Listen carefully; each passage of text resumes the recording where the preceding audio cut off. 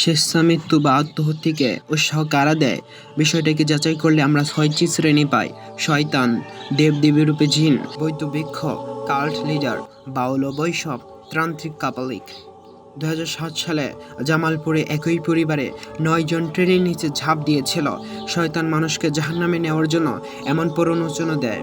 দেবদেবী রূপে জিন, অনেক সময় শোনা যায় স্বপ্নে আদেশ পেয়ে মা সন্তানকে হত্যা করেছে। এরা মূলত রক্তপিপাসু জিন। বৌদ্ধ ভিক্ষু, ইউটিউবে দেখা যায় ধ্যানের মাধ্যমে বৌদ্ধ ভিক্ষুরা স্বেচ্ছামৃত্যু বরণ করেছেন। কাল্ট লিডার, জিম জোনসের মতো নেতারা যাদের নির্দেশে শত শত মানুষ বিষপান করে আত্মহত্যা করেছিল।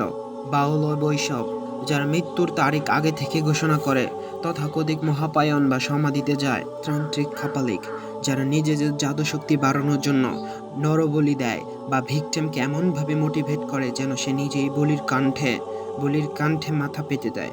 বঙ্কিমচন্দ্রের কপালকুণ্ডলা উপন্যাসেও আমরা দেখেছি কাপালিক কিভাবে কপালকুণ্ডলাকে বলির জন্য মানসিকভাবে প্রস্তুত করেছিল। মহাজাতককে আমরা এর মধ্যে তান্ত্রিক, কাল্ট লিডার এবং বৌদ্ধ দর্শনের মিশ্রণ হিসেবে দেখতে পাই। কোয়ান্টামের উচ্চতর কোর্সগুলো মূলত তান্ত্রিক সাধনা ছাড়া আর কিছুই নয়।